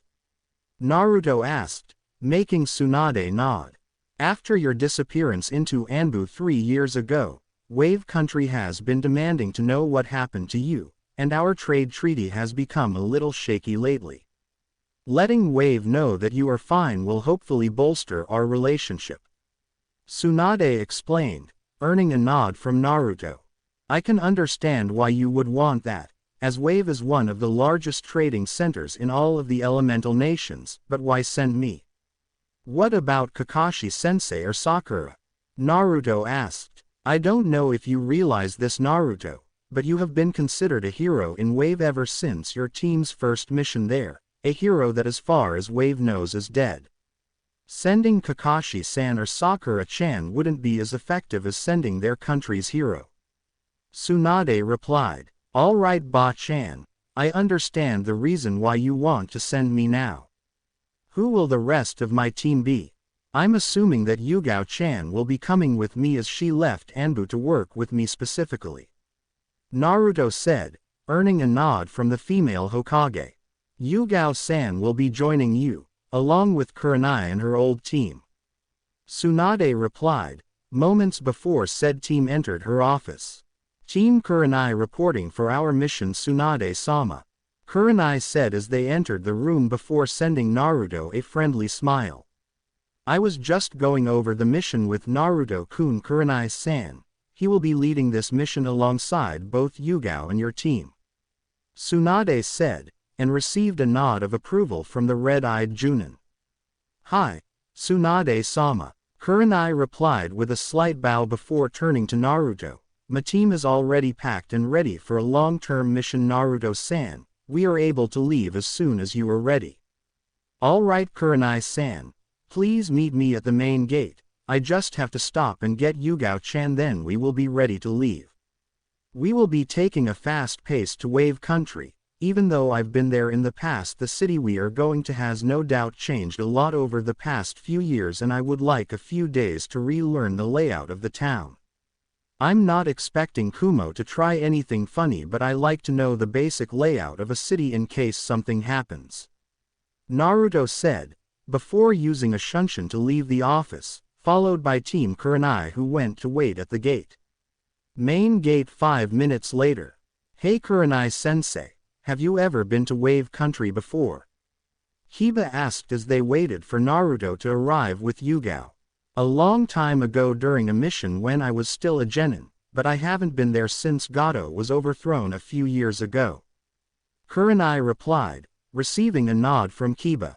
According to Tsunade-sama, Wave U underwent a drastic sea change right after Team S7 finished that mission W when we were still genin. Hana said, Gato was a money-hungry tyrant. It would make sense that with him out of the way the people of Wave Country would be able to rebuild and eventually thrive. They have managed to become one of the largest trading ports in the elemental nations because of the bridge they were able to finish. Also, given the location of Wave, they are able to receive shipments from countries that can't normally send goods over land. Shino explained. That's a good observation, Shino-kun. I have to agree with you on both accounts. Kurenai said with a smile, before sensing Naruto and Yugao fast approaching. All right, you guys, it's a few-day journey to Wave and I would like to get there with at least a day to scout the area. I'm sure Wave has changed greatly since I was there with Kakashi-sensei during the construction of the bridge. Naruto said after appearing with Yugao. I'm not expecting any confrontations while on the way to Wave, but stay close together and don't let your guard down. Later that night, near the border of the Land of Fire. Having made it through the day without any problems, Naruto decided to set up camp in a meadow near the border of Fire Country. Judging by the pace they had set throughout the day, he figured they would make it to Wave early tomorrow night, giving them enough time to rest before taking a day to scout the village. You seem troubled, Naruto-kun. Is everything all right? Yugao asked as she landed beside the young blonde. Not really, just thinking about the mission. We should arrive in Wave early tomorrow night, but that's not my issue. I've led dangerous missions before, but I had ANBU backup in case things went south. While I trust both you and Kurenai-san, I don't want to get Kiba, Hana, and Shino into a situation they might not be able to handle. With my track record for missions going south, I can't help but be cautious about all this. Naruto explained. Konoha and Kumo aren't on good terms right now, and last I heard Kumo has two Jinchuriki who both have full control over their Biju. while I might be able to deal with the Jinchuriki of the two tails, even with you and Kurenai-san here we would be no match for the 8 tails. There are a lot of unknowns in this mission Naruto-kun, but both Kurenai-chan and I have faith in your leadership skills. And besides, even if Kumo were to recognize you I don't think they would try anything while trying to gain a trading contract with a country that considers you a hero. That would be a little counterproductive, don't you think? Yugao explained, earning a nod from Naruto.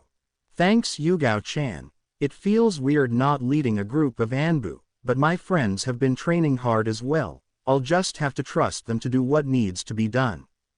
Naruto replied with a thankful nod. I'll take the first watch of the night. I'll let you know when it's your turn, alright? Try and get some sleep Yugao-chan. Thanks Naruto-kun. Don't be afraid to get me if you feel like something isn't right. You may be strong, but we are still a team and I don't want you to have all the fun. Yugao replied with a smile, before turning and heading towards her tent. Few hours later, Naruto was sitting peacefully on a branch overlooking the camp when one of the clones he had sent to secure the perimeter was killed, sending him the memories. My clones were well hidden.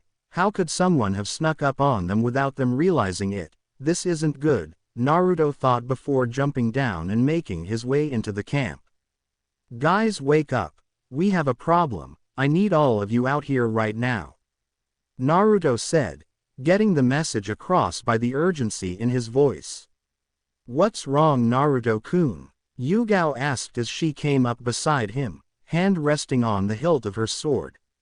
One of the clones I had sent out earlier to secure the perimeter was taken out before it or any of the others could realize there was someone there. Naruto explained. Yugao's eyes widened at this. Naruto was one of the best sensors she had ever met, and to be able to sneak up on him unnoticed was almost unheard of. Hinata, Shino, get in the middle of Kurenai, Yugao, Kiba and I Hinata to use her Byakugan to get a full 360 of the area while Shino surrounds the camp with his bugs in case Hinata misses something or the enemy is fast enough to get through unnoticed. Naruto said. What about me Naruto? Kiba asked. Akamaru and I should be able to smell whoever is out there. You can't always trust your nose Kiba.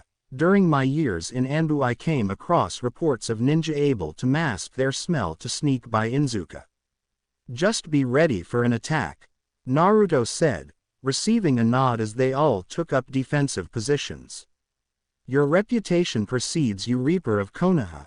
I would never have thought that one of the most feared ANBU to ever grace the elemental nations would carry such a burden as you do. Tell me, does it speak with you? A voice asked, making Naruto's and Yugao's eyes narrow. How would you know about what I carry? And as for your question, I haven't spoken with it in a long time. Naruto replied. I know many things about you Reaper-san, and also about the organization that hunts that which is inside you young Namikaze. The voice said, making Naruto's eyes widen, along with Kurenai's. You seem to know a lot about me, yet I know nothing about you. Why haven't you shown yourself yet? Are you a part of the Akatsuki? Naruto asked, acting calm on the outside, yet inside he was anything but calm. How would he know about the Kyuubi? And he also knows about my father. Those are two of Konoha's best kept secrets. I'm not yet at full strength Reaper-san. It wouldn't be wise for me to show myself to the world just yet. I could care less about what you hold inside you. What the Akatsuki intends to do is bound to fail in the end. Just remember that when I make my presence known, the Akatsuki will be the least of your worries. Farewell for now Reaper-san. Make sure to cherish these moments of peace with your friends and the ones you love, for when I return this world will burn. We need to leave, right now, Naruto said after a few moments of silence, earning nods from the rest of his team. After what just happened nobody wanted to stay there any longer. Kurenai-san, Yugao-chan, come with me while the rest of you pack up and get ready to leave. He knew too much Naruto-kun, The fact that he knows about what you hold and who you're related to is something that we should be worried about. He also said that he wasn't at full power, yet he managed to sneak up on us and take out your clones without them noticing. I hate to think of what someone like that might be capable of when at full power. Yugao said after the three of them had gotten far away enough from everyone else. I agree, he knows who I am and what kind of reputation I carry, yet he wasn't fazed by that. I need to let Tsunade-sama know about this, Naruto said before quickly taking out a scroll and writing a few things before making hand signs. Kuchio's no jutsu, Naruto said before a small puff of smoke appeared and a small toad popped out. I need this message delivered to the Hokage immediately. Make sure no one but her sees it as it contains some of Konoha's best kept secrets. Naruto told the toad before handing it the scroll. Naruto, is what he said true? Are you really a Namikaze? Kurenai asked, making Naruto sigh. Yes Kurenai-san, I am. My real name is Naruto Uzumaki Namikaze, son of Yondaime Hokage Minato Namikaze and Konoha's red-hot-blooded habanero Kushina Uzumaki, who, like me, was the Jinchuriki of the Kyuubi. Naruto explained, making Kurenai's eyes widen.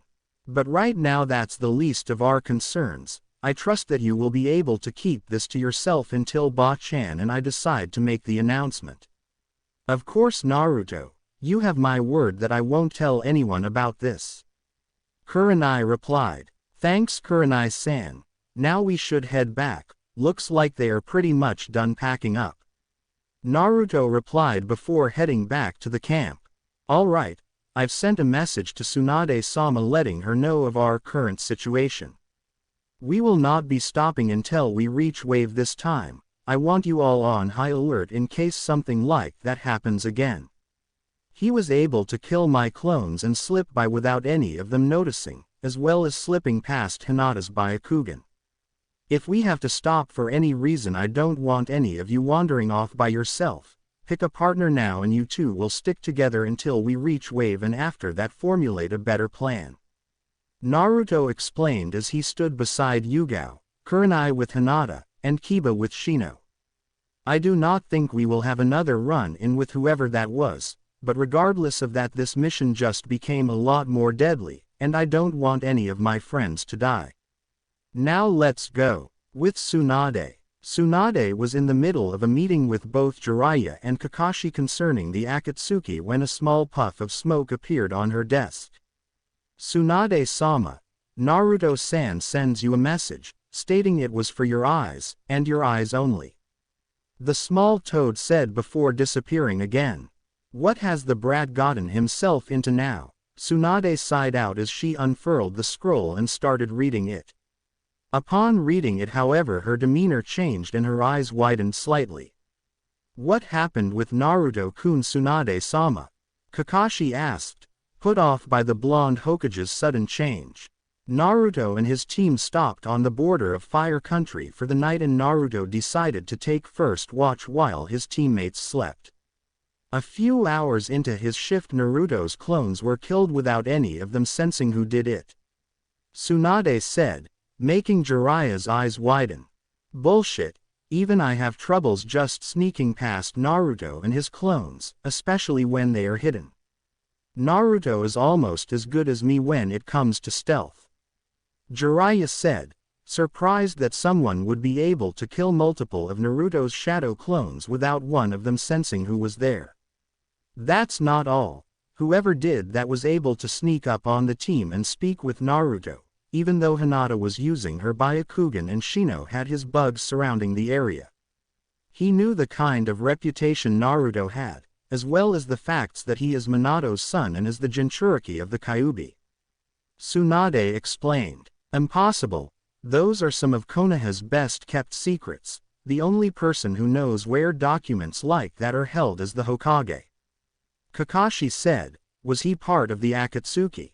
According to Naruto he isn't, going on to quote that, what the Akatsuki is planning to do with the Biju is bound to fail, and later telling Naruto to enjoy the peace with his friends and loved ones because the next time he makes his presence known he promises to make the world burn. So, what you're saying is that this person was able to kill Naruto's clones without being caught, but was also to hold a conversation with Naruto's team who, might I add, have a Hyuga, Aburame, and Inuzuka on it, without being seen, sensed, or smelled. Jiraiya asked, earning a nod from Tsunade. This isn't good. We should send a team of ANBU to investigate the area to see if they can find anything. No doubt Naruto will already be on the move again. You could send another team as backup, but by the time they got there the negotiations would probably already be finished. Jiraiya said, agreed, I'll send a team of ANBU to search the area where Naruto and his team set up camp. Jiraiya, I want you to ask around your spy network, see if anyone else has had a similar experience as this, or at the least try and figure out who might be capable of something like this. Tsunade ordered, earning a nod from Jiraiya before he shunshined out of the office. Kakashi, I want you to lead the ANBU team in charge of searching the area Naruto encountered this person. Your Sharingan will be useful in picking up chakra signatures and tiny details other people might miss. Hi, Tsunade-sama, Kakashi said before also using a shunshin to leave the tower. Why can't you ever do something simple without turning it into a big pile of paperwork? Be careful Naruto-kun, too many people care about you for you to kick the bucket this early. Tsunade said as she gazed out the window. A threat supposedly bigger than the Akatsuki, we need to be ready for anything. Suna will need to be informed of this as soon as possible as well.